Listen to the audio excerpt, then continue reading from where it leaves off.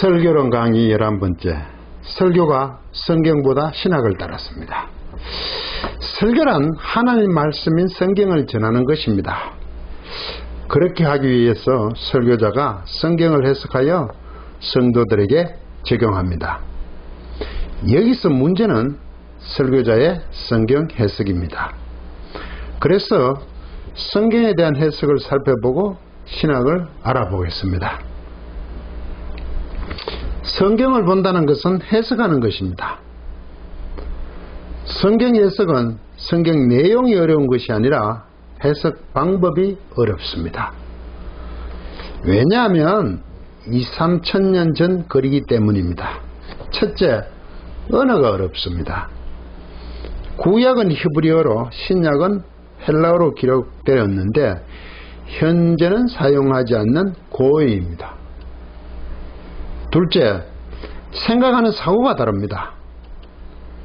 성경 기록 당시의 개념이 오늘날과 많은 차이가 있습니다. 이를 문화적 차이라고도 합니다. 셋째, 삶의 정황이 다릅니다. 시대 상황인 역사적인 차이입니다. 성경용 강의 영상 성경은 내용이 어려운 것이 아니라 방법, 도구가 어렵습니다를 참고하시길 바랍니다. 첫째, 언어가 어렵습니다.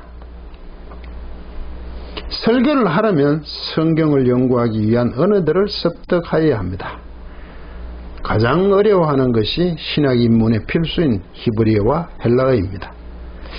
우리는 영어에 대한 트라우마가 있습니다. 그렇게 몇 년을 학교에서 배웠음에도 쉽지가 않습니다. 히브리어와 헬라어를 한 학기 배운 것으로 가능하겠습니까? 이젠 이것도 안 하나 봅니다. 신학대학원에서 3년 동안 얼마나 배우겠습니까? 성경을 배우는 것이 아니라 성경을 연구 혹은 해석하는 방법, 도구를 배웁니다. 성경 원전을 연구하는 이유는 원래 기록된 의미를 알고자 하는 것입니다. 연구에 있어서 번역본을 하지 않고 원문을 하는 것은 학문에서 상식에 속합니다. 왜냐하면 번역을 하게 되면 내용적 문맥의 흐름을 놓칩니다. 글이란 문맥의 흐름이 아주 중요합니다. 소위 행간을 읽으라고 하는 것입니다. 제가 이렇게 말하니까 한글 번역본도 하나님 말씀인데 그 권위를 무시했다고 하질 않나. 제발 상식이 있었으면 좋겠습니다. 성경 해석. 첫째, 언어가 어렵습니다. 히브리어, 헬라어. 이거는 히브리어는 구약이죠. 헬라어는 신약입니다. 둘째,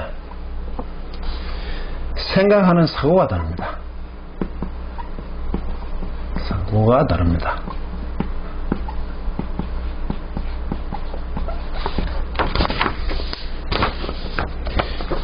즉 이것을 두고 우리는 문화가 다르다고 얘기하죠. 관점이 다른 건 오늘날도 중대형을 할 때 관습의 차이로 인해 많은 주의사항을 교육시킵니다.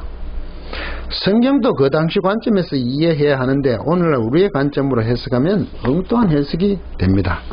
한글 번역본을 보면서 자연스럽게 그렇게 되는 것이 성경 말씀이 이해되지 않는 많은 부분이 여기에 해당이 됩니다. 이 부분을 두고 성경을 믿을 수 없다고 공격하는 경우가 많습니다. 셋째, 삶의 정황이 다릅니다.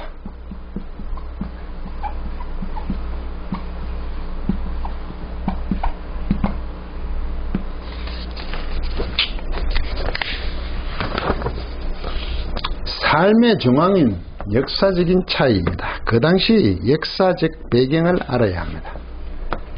고대사죠. 이스라엘 민족사, 중동사 등. 성경이 언제적 글입니까? 다행히 계속 연구가 이어져 왔으니 다행이지 그렇지 않았다면 어떻게 되었겠습니까? 특히 구약은 이해하기가 쉽지 않습니다. 물론 2000년 전 기록인 신약도 마찬가지입니다. 그래서 설교를 하려면 성경에 대한 연구가 반드시 필요합니다. 문제는 모든 사역을 그만두고 성경 원전의 엄청난 분량을 연구했다고 한들 그대로 설교할 수도 없다는 것입니다. 성경 원전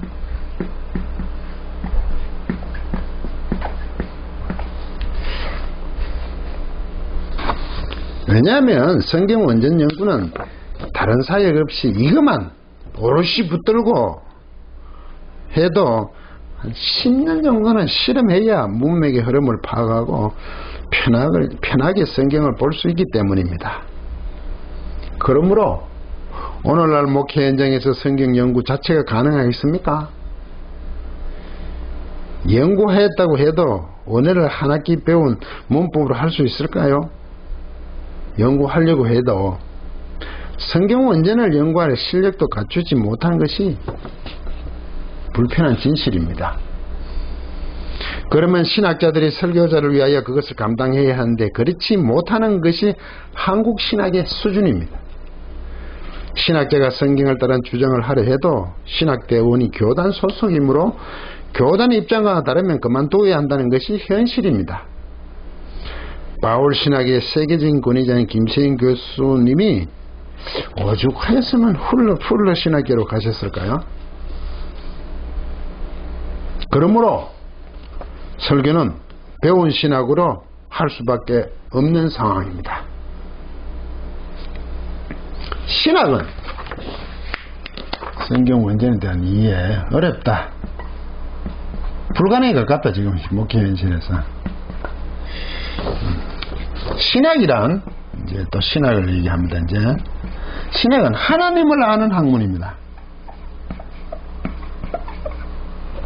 신학이란 단순하죠. 하나님을 아는 학문.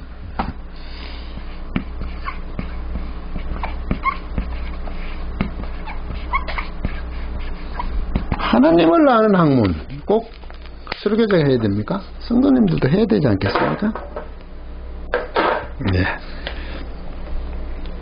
하나님을 알기 위해서 신학을 하게 되는데 성경 말씀을 알기 위해 이것은 일종의 전제 혹은 관점을 가지는 것입니다. 왜 신학 이것은 해야 되냐면 관점이 있어야 성경을 볼 수 있다는 거죠. 전제 없이 성경을 본다는 것은 막연한 것이 됩니다. 가끔은 전제 없이 보면 안 되나 이 얘기를 하는데 그리란 벌써 자신이 갖고 있는 생각들이 있죠. 그게 전제 관점 아닙니까? 막연하게 볼 수는 없다는 겁니다. 그래서 목사를 양성하는 교단 소속 신학대학원에서 추구하는 신학이 있습니다. 이것을 두고 우리는 세대주의 신학, 우리는 이것을 두고 세대주의다. 어떤 신학을 정통주의다. 뭐 많이 나눠집니다. 정통주의다.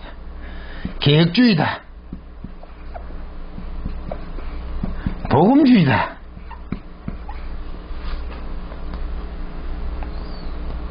희망이 자유주의다. 이렇게 분류를 하죠. 뭐 신정통주의 또 문자주의 뭐 갖다 붙이죠. 이런 얘기를 하게 됩니다. 자유주의라는 말이 나와서 한 말인데 제가 성경 원전을 얘기하면 자기 생각과 다르면 저보고 자유주의라 합니다. 성경 원전을 따른 게 자유주의입니까? 자신이 성경입니까? 그래서 우리는 교단의 특색을 말할 때 무슨 주의라고 합니다. 신학주의 관계가 있죠.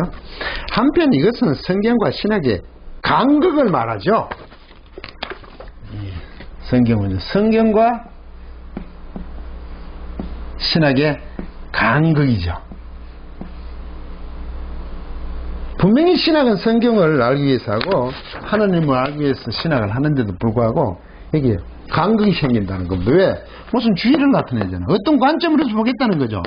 이걸 다 합치면 하나가 될지는 모르지만 이게 또 다 합치는 것도 쉽지가 않습니다. 더 정확하게 보겠다. 뭐 이런 주장들이죠. 간극이 있습니다. 성경과 신학 사이에. 모든 글은 보는 관점이 중요합니다. 주의가 있어야 되는 겁니다. 그것을 전제로 해석하기 때문입니다. 그러면 성경도 마찬가지로 그렇게 해석할 수밖에 없습니다. 성경도 그렇게 볼 수밖에 없죠. 그래서 주의라는 얘기가 나오죠. 비록 그렇게 신학을 시작은 합니다. 신학은 당연히 어떤 주의, 관점 이렇게 성경을 보겠다는 것부터 시작을 하죠. 모든 주의를 알고 성경을 할 수는 없는 거예요. 신학을. 그러니까 이게 시작은 합니다만 시간이 지남에 따라 연구를 통하여 연구를 자꾸 하면 성경을 기준으로 하는 자신만의 신학을 세워나가야 하는 것입니다. 이것을 두고 신학을 넘어라고 말하는 것은 일종의 균형을 찾기 위한 겁니다. 이렇게 주의를 가진 신학을 연구하고 나면 자신만의 신학 이거 조심해야 됩니다. 보는 관점이 생기겠죠. 저는 계획주의를 시작해서 아무리 봐도 성경 본문은 계획주의 주장한 것보다 더 포괄적이다. 다른 정통주의에서 인정하는 것을 또 받아들일 수도 있고 이런 거지. 넓혀 나가는 거지. 자신만의 신학이라고 하니까 이해를 자기 독선적인 것을 생각하는데 전혀 그런 의미로 표현한 것은 아닙니다. 그래서 신학을 넘으라고 하죠. 더 포괄적으로 성경을 따르기 위한 표현이란 말이죠. 그래서 주의에서 오는 자신만의 신학은 결국 성경에서 균형을 찾기 위한 거죠.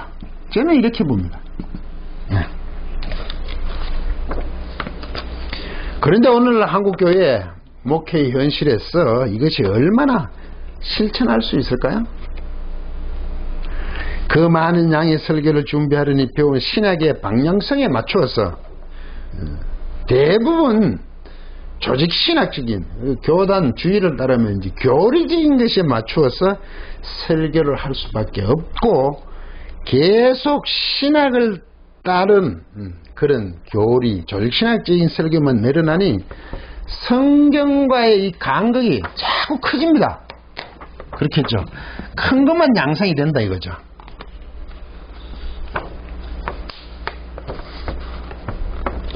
그러면 신학으로 설교를 어떻게 할까요? 설교 제목을 먼저 정하죠. 제목 설교를 하니까 대부분 성경 본문을 자신이 배운 신학 그 주의를 따라 이제 해석하게 되겠죠. 그렇게 해석한 성경 구절을 본문으로 삼겠죠. 본문을 삼고 이제 설교를 합니다.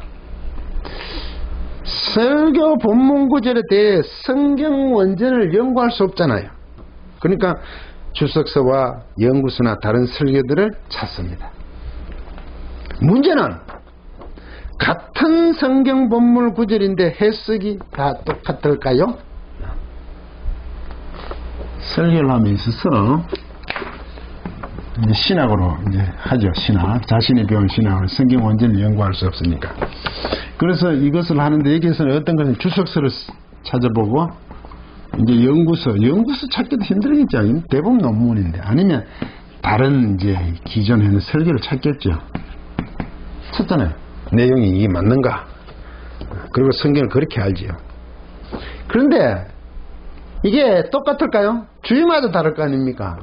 자기가 생각하는 주의의 책을 볼 수도 있죠. 이 말은 관점의 차이로 서로 다른 것은 당연합니다. 똑같으면 이상하죠. 심지어 같은 주의를 예를 들어 제가 개혁주의를 표방한다고 해도 차이가 납니다. 보는 관점이 달라요. 그러면 설교자가 어떻게 할까요? 달라. 설교자는 자신이 설교하고자 하는 것에 따라 그 중에 하나를 택하죠. 다른 설교. 여기서 이제 하나 택하겠죠. 이걸 따라가 해야 되겠다.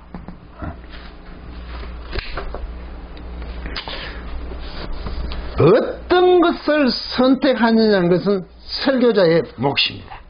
이 택하는 것. 이 택한 선택이 설교자의 몫이라고요.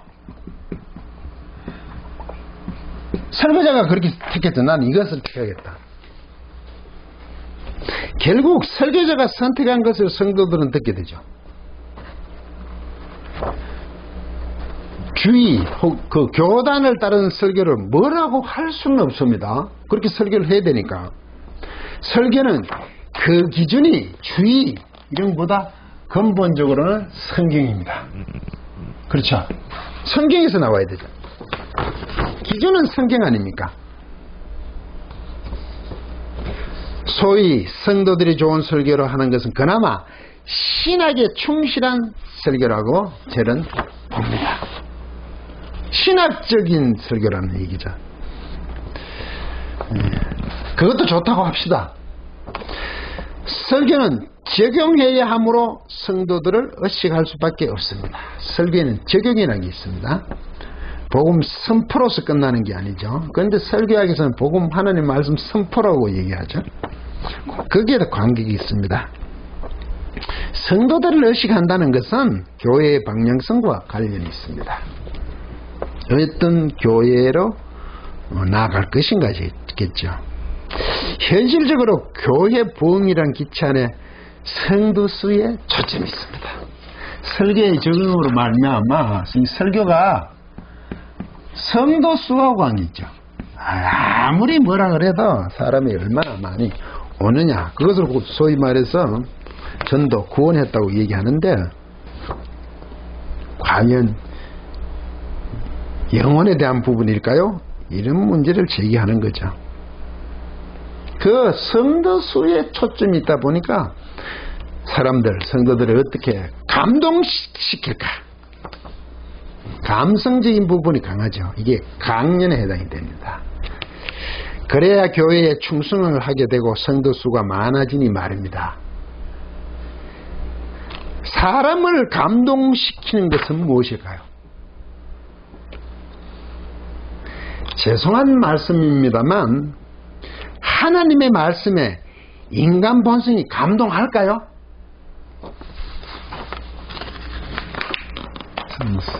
이게 이제 감동으로 가는데, 하나님 말씀에 인간 본성이 감동할까요? 타락한 인간은 본성적으로 거룩함을 싫어합니다. 거룩함, 하나님 본성이잖아. 거룩. 내가 거룩하니 너희도 거룩하라. 모든 목표는 이깁니다. 세상과 구별되는 거죠. 그래서 하나님의 요구하시는 거룩을 따르려면 단호한 결단과 노력이 필요합니다. 구원을 받은 데도 불구하고 타락하는 인간 본성으로 말미암아 그 거룩, 하나님의 거룩을 따르기가 쉽지 않습니다. 그래서 결단과 노력이 필요하죠. 성도들의 피나는 노력 말입니다. 감동을 받고, 네? 성도들은요 피나는 노력을 해야 됩니다. 왜? 인간 본성이 하나님의 거룩을 싫어하기 때문에. 쉽겠습니까? 그렇게 하도록 설교는 하나님의 말씀을 그대로 전하는 것이어야 합니다. 하도록 해야 적용을 하면. 이게 어디 쉽겠습니까? 본성이 그러지 않잖아요. 설교자가 목숨을 걸어야 하는 문제입니다. 그렇게 하도록 목숨을 걸어야 하는 문제입니다. 제가 성경 원전 사역을 하면서 듣는 말 중에 성경 원전을 하면 교회에 사람이 없습니다 라는 말이 있습니다. 많이 듣습니다. 이 말은 곧 성경대로 하면 성도들이 좋아하지 않는다는 것입니다. 이것이 단순히 우스갯소리일까요? 자신이 배운 신학을 따르는 설교이기만 해도 좋았을 것입니다. 신학에 충실한 설교에도 좋았을 것이다 이거죠. 소위 주의를 따르는 그 신학, 교단의 특색을 그대로 드러내는 것으로서 성경적 기준의 한 부분을 감당하고 있으니까 말입니다. 여러 주의 중에 하나를 감당하니까 충실했으면 좋겠습니다. 최소한. 그런데 요 사이는 이 설교가 퓨전이 되어버렸죠. 섞었다 이거죠 그냥. 요새는 뭐 문화가 퓨전이라는 얘기 많이 하죠. 이 음식 저 음식도 막 섞는다 그죠. 비거나 말라면 짬뽕 짬탕 설교가 그렇게 되어버렸습니다. 그것도 필요한 것들만 선택하여 섞었습니다. 왜? 성도 수를 염두에 둬야 하기 때문입니다. 표지는 교회 표지는 장로교이나 감리교인지 오순절 순복음인지 구분도 어렵게 되었습니다. 왜 이렇게 되었을까요? 교회는 하나님의 영광을 위한 하나님의 영광을 위해 존재합니다. 그런 사람들의 모임이니요. 그런데 사람들이 누리려고 합니다. 감동을 받고 자기들에게 좋은 것으로 사람들이 영광된 자리에 앉으려고 한단 말이죠.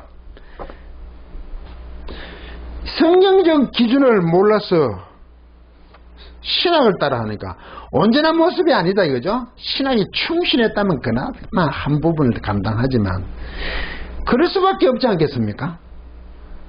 사람이 감동하는 것으로 가버리니까.